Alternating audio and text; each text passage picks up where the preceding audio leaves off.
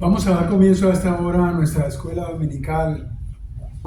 Esperamos que nos acompañen aquellos que no han llegado todavía. Amén. Pero con el favor de Dios van a escuchar el tema que el Señor me ha puesto en el día de hoy. Amén. A mí personalmente me gustó mucho. Así que lo traigo para compartirlo con ustedes porque todo lo que aquí digamos, todo lo que aquí estudiamos, proviene del Señor. Amén. Vamos a orar. Señor, te damos gracias, glorioso, bendito Padre Celestial, por la oportunidad que nos has dado de un nuevo día. Sabemos, Señor, que cuando abrimos nuestros ojos, tú nos tienes este hermoso presente dispuesto a nuestra voluntad y nos das el libre albedrío para disponer de cada minuto de vida que nos regalas.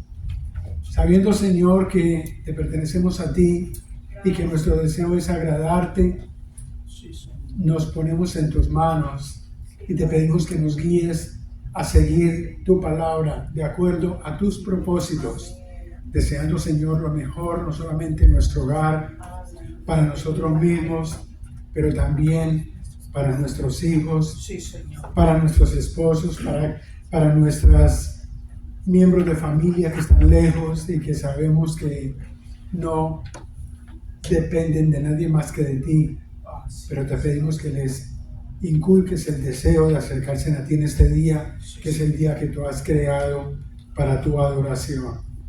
Bendícenos y bendice a aquellos que vienen en camino, protégeles y, Señor, quita de nuestras mentes, de nuestro corazón todo estorbo, toda distracción, para que lo que tengas para decirnos hoy en este estudio, en el resto del servicio, sea para nuestra edificación y nuestro único propósito, que es el de acercarnos a ti.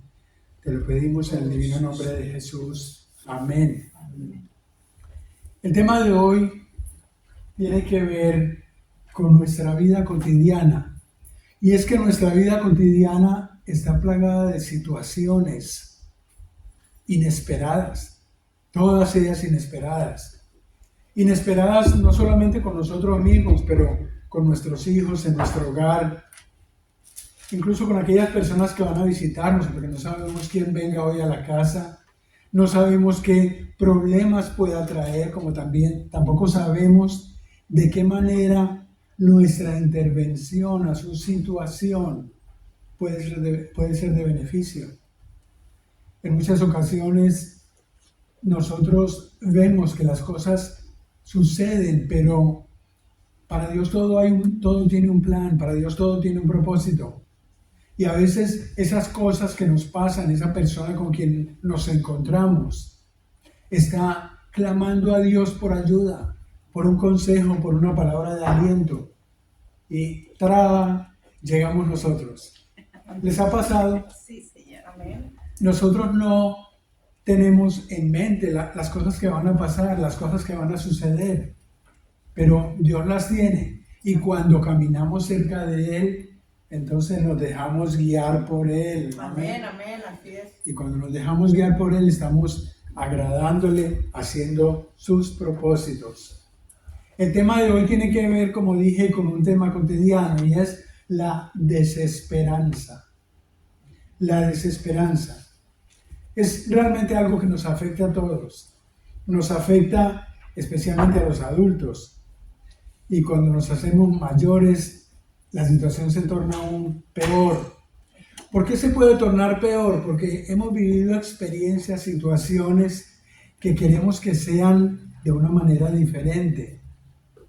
¿Por qué? En base a nuestra experiencia, en base a lo que deseamos como lo mejor, como lo óptimo para aquellas personas que nos rodean. Pero cuando eso que están haciendo es contrario a nuestro deseo, a nuestra vida óptima e ideal, entonces causa en nosotros esa desesperanza. Ahora, pudiéramos definir la desesperanza como la pérdida de la fe, especialmente cuando las situaciones se hacen más difíciles, cuando las situaciones se hacen más complicadas. Entonces pudiéramos decir, es que me falta fe, es que no tengo la fe suficiente, la paciencia necesaria. ¿Les ha pasado? Amén, es cierto. Así que la Biblia nos dice en Hebreos 11:5 que sin fe nos es imposible agradarle a Dios. Sin fe es imposible agradar a Dios. Y nosotros debemos recurrir a todos los medios posibles para recuperarla, Amén. para recuperar ese agrado que le debemos a Dios. Son muchos los ejemplos similares a nuestra vida presentados en la Biblia.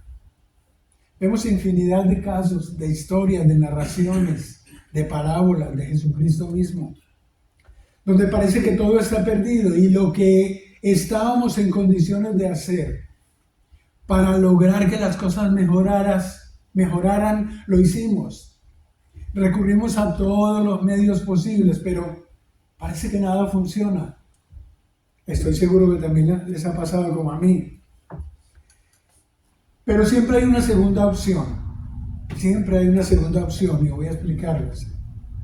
Nosotros ya hemos estudiado en otra ocasión sobre la manera como podemos pactar con Dios para mover su mano.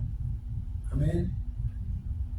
Ahora, veíamos el caso de Ana en el libro de Samuel. Ella es estéril y la otra esposa de su marido, Elcana, que se llama Penina, empieza a humillarla, a decirle: hey, yo tengo hijos y tú no puedes tener, sí, así como los niños a veces. Entonces, obviamente ella se sentía amargada con la situación, tan amargada que cuando su esposo va al templo, ella se va un día con él y siempre le está pidiendo a Dios: Señor, yo quiero salir de esas tribulaciones, de esta situación. Y nosotros encontramos aquí que ella recurre a Dios en oración en esta ocasión y Él le propone un pacto de compromiso a Dios. Tengan en cuenta esto. Lo repito, a veces podemos pactar con Dios como una segunda opción a nuestra desesperanza cuando vemos que las cosas no funcionan. Y aquí nos dice la Biblia que eso se llama un pacto. Entonces nos dice así en 1 Samuel 1, capítulo 1, verso 11. E hizo voto diciendo: Jehová de los ejércitos, si te dignaras mirar a la aflicción de tu sierva y te acordaras de mí, y no te olvidares de tu sierva, sino que dieres a tu sierva un hijo varón, yo lo dedicaré a Jehová todos los días de su vida, y no pasará navaja sobre su cabeza. Notemos aquí que ella es específica. Ella no le dice: si le dieres un hijo, si hicieras a tu sierva madre. No, ella es específica. Le dice: si le dieres a tu hijo, a tu sierva, un hijo varón, yo lo dedicaré a ti. Lo haré un nazareno. No pasará navaja sobre su cabeza. Esto lo encontramos en el Deuteronomio, sobre la manera como la dedicación de alguien a Jehová se le llama nazareno y tiene ciertas condiciones, como lo vimos también en el caso de Sansón. Nos dice la palabra de Dios que Dios la escuchó. Nos dice la Biblia que Dios la escuchó y le dio un hijo varón a quien Dios bendice, y lo hace el profeta Samuel ante el pueblo de Israel, su pueblo elegido. O sea, no le dio cualquier hijo, no. Él le puso todos los atributos para que fuese de verdad dedicado a él. En el mismo libro encontramos otro caso cuando la desesperanza del pueblo, liderado por Saúl, es amenazado por los filisteos. Y los filisteos tienen a alguien que se llama como Goliat. Sí, a Goliat, muy bien. Y Goliat entonces empieza a amenazar al pueblo, a decirle al pueblo que se rinda, que ellos son nada comparado con lo que son ellos teniéndolo a él. Y aquí encontramos, dice la palabra, que Saúl y todo Israel tuvieron gran miedo. No solamente temor, pero un gran miedo. En hebreo se lee la palabra como yirá. O sea, tuvieron un yirá, un gran miedo, un temor. Traducido por algunas versiones es terror, pánico, el yirá. Hay muchas ocasiones en las que parece que todas las puertas se nos cierran y se apodera de nosotros el yirá. Tenemos problemas de salud y nos faltan los medios para cubrir el costo de los médicos, el costo de las prescripciones. A veces tenemos problemas con el pago de los servicios porque se han acumulado y están a punto de suspenderlos. A mí me ha pasado, no sé a ustedes. A mí también. Los niños salen de la escuela y no poseemos los medios para pagarles por unas merecidas vacaciones que necesitamos nosotros. También tenemos el pago de la renta que se vino encima, perdimos el trabajo. Llamaron para avisar que recogerán el vehículo por un atraso de 2 meses que llevamos sin pagar, 3. o 3. 3 lo recojo. Eso es dirá, eso nos produce terror. ¿Ahora qué voy a hacer? ¿Ahora cómo voy a ir a mi trabajo? ¿Cómo voy a llegar temprano a las clases del hermano Roy? Sí, se produce el dirá. La narración que nos presenta la Biblia en el libro de Samuel nos dice que a veces tenemos que recurrir, atención, a la memoria. A veces tenemos que recurrir a la memoria para retraer esos momentos en los que vimos la manifestación de Dios. Entonces decimos, yo me acuerdo cuando estuve en una situación similar que Dios me ayudó, Dios me proveyó. Dios me mandó a alguien que me dijo, oye, esto es para ti. Dios me ha hablado y me ha dicho que de esto a ti. ¿También les ha pasado? Es posible. Saúl trata de persuadir aquí a David, porque David le asegura que él se enfrentará al gigante para vencerlo. Y que ellos van a tener que terminar con sus amenazas. Entonces Saúl le dice, oye, pero mira, tú eres un pastor de ovejas, ¿cómo te vas a ir por allá? Y aquí encontramos la manera como David le respondió a Saúl. Tu siervo era pastor de las ovejas de su padre, y cuando venía un león o un oso y tomaba algún cordero de la manada, salía yo tras él y lo hería y lo libraba de su boca, y si se levantaba contra mí, yo le echaba mano de la quijada y lo hería y lo mataba. Fuese león, fuese oso, tu siervo lo mataba. Y este filisteo incircunciso será como uno de ellos. Porque ha provocado al ejército del Dios viviente. Añadió David en el verso 37. Jehová que me ha librado de las garras del león y de las garras del oso, él también me librará de la mano de este filisteo. Nota que le está recurriendo a su memoria, yo recuerdo. Ahora, ¿cómo no voy a poder con este hombre, con este filisteo incircunciso? En sus salmos David mismo expresa su respuesta al temor, al miedo, a la desesperanza, a la debilidad que nos producen las situaciones difíciles. Porque él también es humano, él también ha sentido, pero él también ha tenido que recurrir a Dios pidiéndole fortaleza, como lo dice en Salmos 27:1. Noten lo que le dice. Jehová es mi luz y mi salvación. ¿De quién temeré?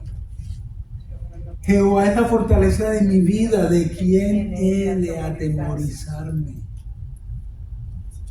Son palabras que nosotros debemos poner en nuestro corazón, en nuestro espíritu. Amén, amén. Y decir, ¿yo por qué tengo que atemorizarme de esta situación?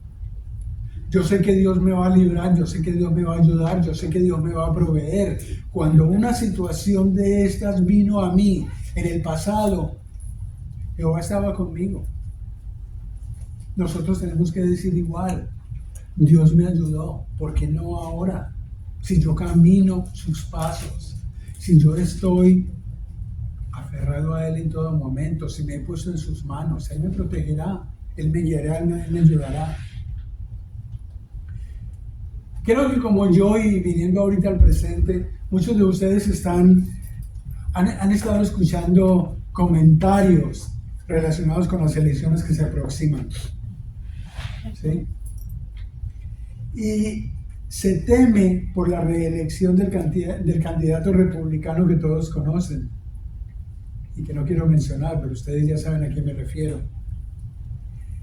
Yo pregunto, si consideras que Jehová es tu fortaleza, si crees en su protección, en su voluntad, en su poder, Amén. si consideras que Dios es la luz y la salvación de este lugar donde Dios te ha permitido estar, donde tú vives, si consideras que estás bajo el paraguas de su protección, crees que la estatura, el color, todo el dinero que tiene, los millones que tiene este hombre, ¿crees que podrán afectarte? ¿Crees que podrán hacer alguna mella en tu convicción del poder de Dios? Es posible que no. Es posible que nos podamos fortalecer en el Señor y decir, ¿qué importa? Si Dios lo permite, tiene propósitos, tiene un plan. Y nosotros cuando decidimos estar bajo esta cobertura del Espíritu Santo, entonces debemos decir, hágase Señor tu voluntad en la tierra como se hace en el cielo.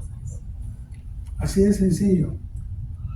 ¿De qué entonces debemos de atemorizarnos?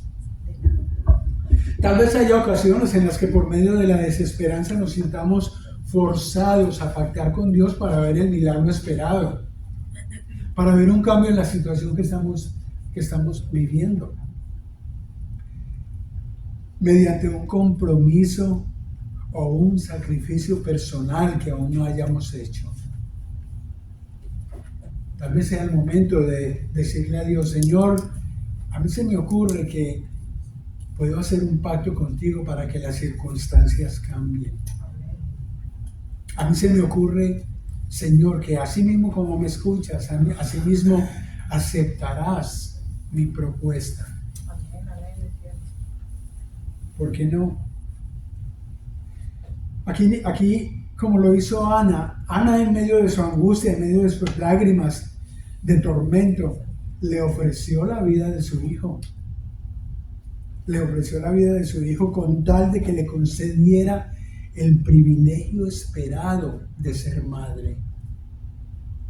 Porque nosotros vemos a muchas personas, yo en lo personal tengo un miembro de mi familia que se hizo una cirugía para no tener hijos.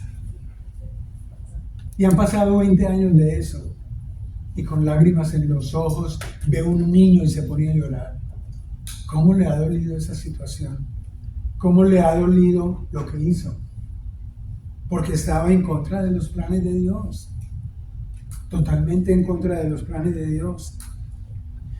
No debemos sentirnos mal por el hecho de caer en la desesperanza, porque es natural en nosotros. Hay personas bíblicamente fuertes en su fe. ¿A quién podemos recordar como el padre de la fe?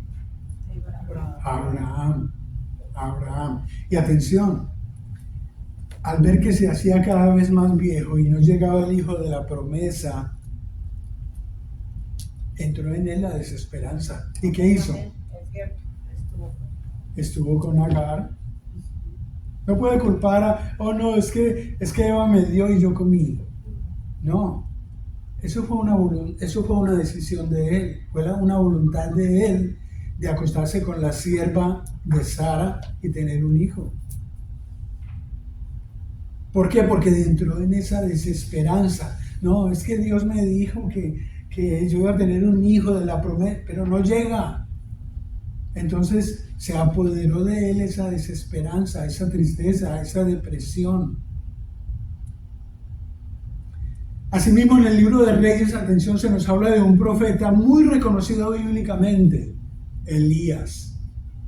Ustedes recuerdan al profeta Elías, lo mencionan varios capítulos del libro de Reyes. Sucedió que al morir el rey de Israel, Omri, lo sucede su hijo Acab.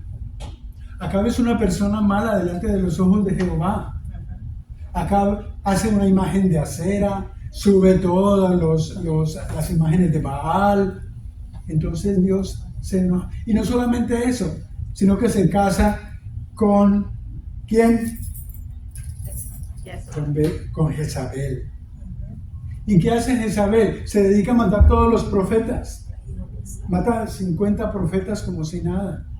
¿Por qué los mata? Porque están en contra de los dioses que su esposo había dedicado, de las imágenes de acera, de las imágenes que él había hecho. Acá. Y aquí encontramos en Primera de Reyes 19:4.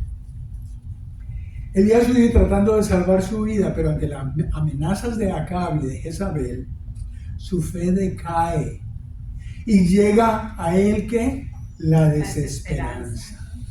Y miren, Primera de Reyes 19:4.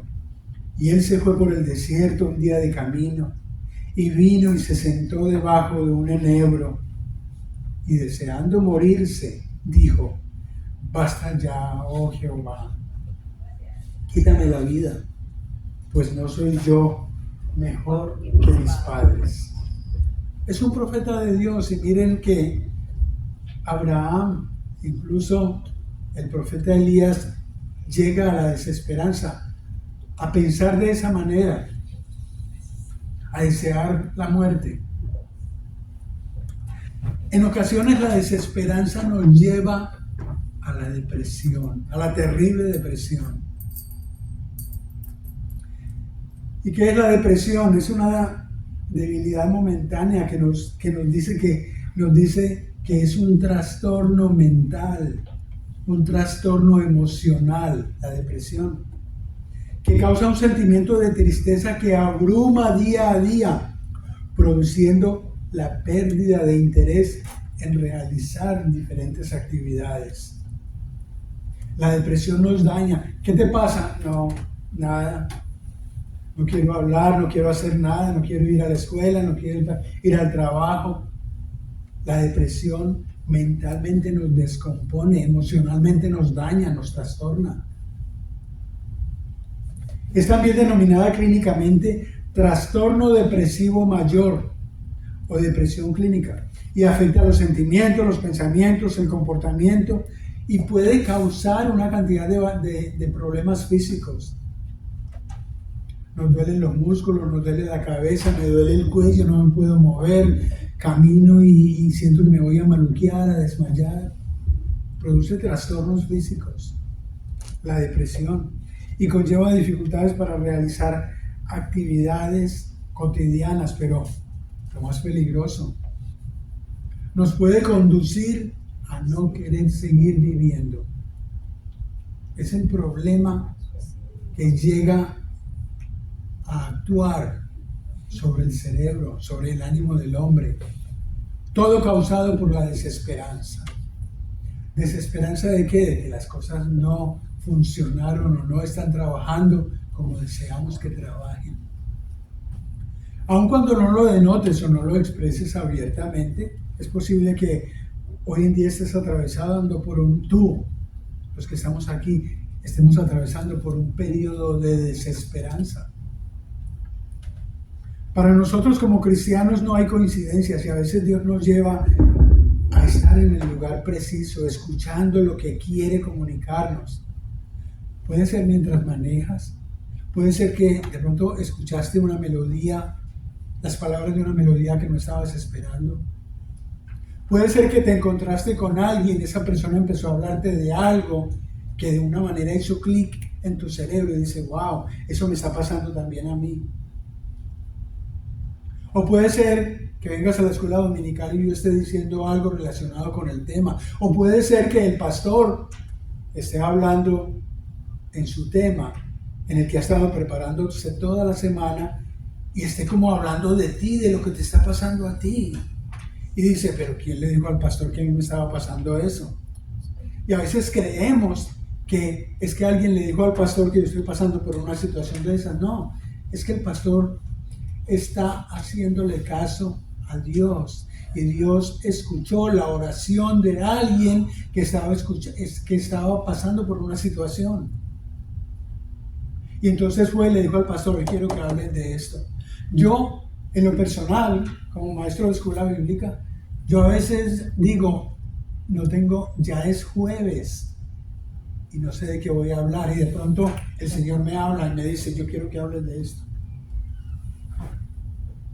Y empiezo entonces a escribir y a escribir, y de pronto me acuerdo de un tema que está en la Biblia y voy y lo busco y tomo las palabras y las retomo y empiezo a esbozar algo en lo que yo no estaba pensando siquiera, en lo que nada de eso tenía yo preparado.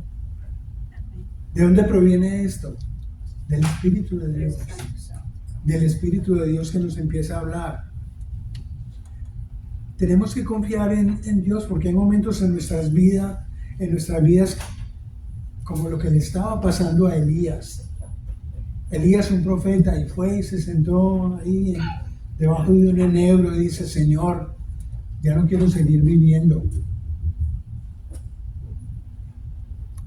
Este rey, esta mujer, su esposa, están acabando con todos y pues van a venir por mí.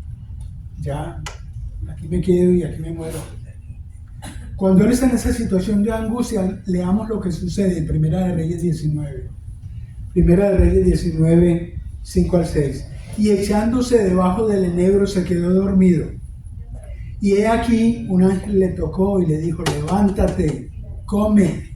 Entonces se miró y he aquí a su cabecera una torta cocida sobre las ascuas y una vasija de agua. Y comió y bebió y volvió a dormirse.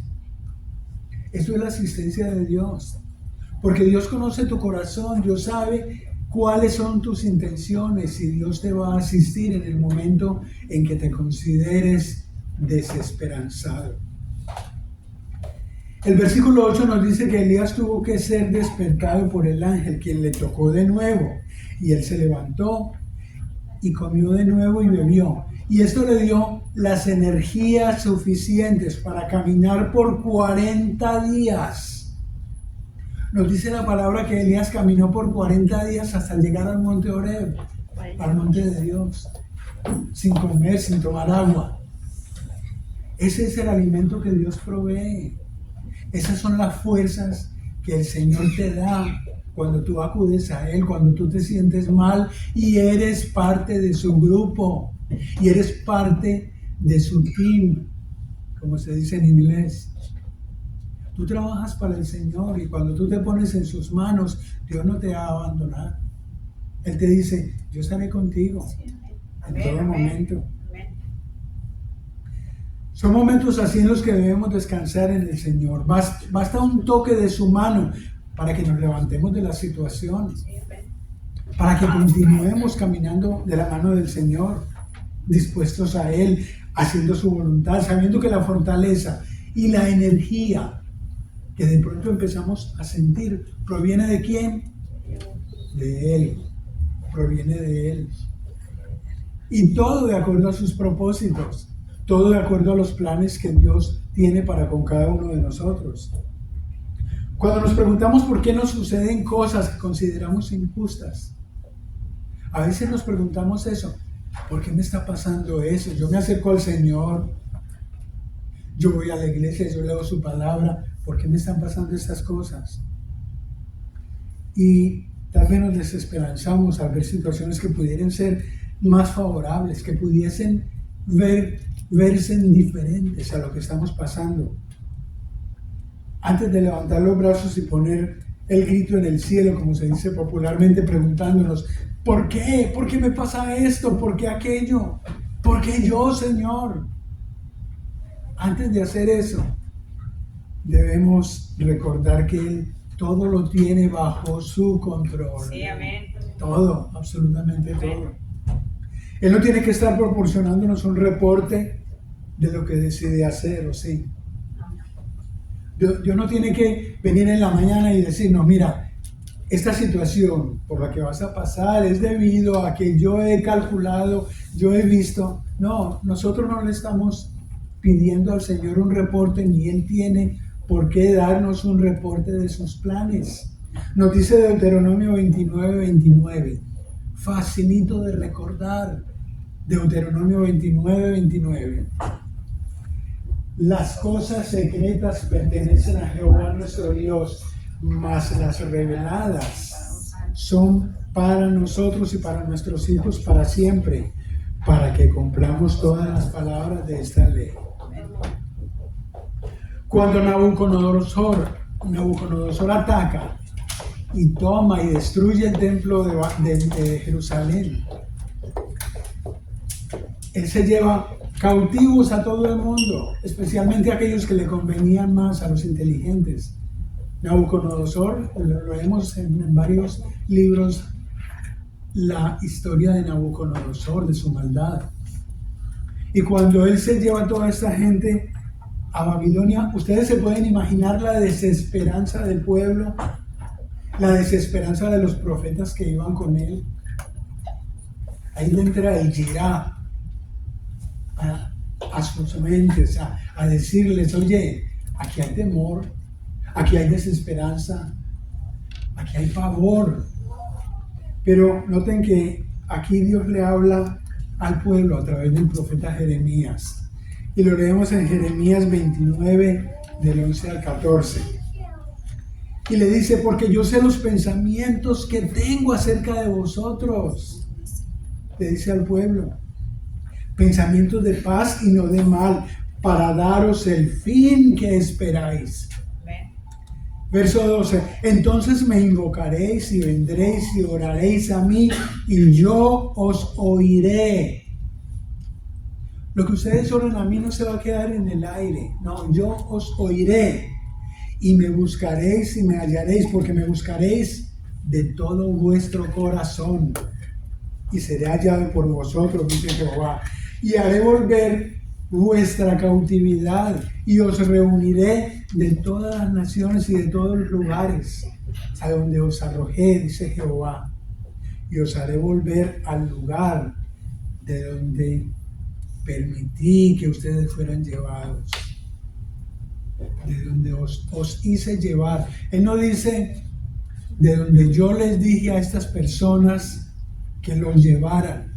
No, Él les dice, yo permití esto porque tengo propósitos, yo tengo cosas para ustedes que aún no se las he comunicado. Yo tengo planes, propósitos que ustedes van a oír, que ustedes van a poder vivir bajo su propia experiencia personal. Si Dios ha permitido las circunstancias por las que estás hoy pasando, debes aceptarlo como parte de sus planes y propósitos para tu vida. Él ha dicho, clama a mí, yo te responderé, ¿y qué? Y te mostraré cosas grandes y ocultas que tú no conoces, que para ti aún son desconocidas. El salmista nos dice que las calamidades y situaciones difíciles nos habrán de abatir a derecha y a izquierda. Vendrán calamidades, léalo en el Salmo 91. Mas a ti no llegarán. Caerán a tu lado 1000 y a tu diestra 10,000, mas a ti no llegarán. Amén. Y esas son las promesas de Dios, esa es la protección de Dios, ese es el amor de Dios. Amén. Amén. Oremos. Señor, te damos gracias, Padre, por tu palabra.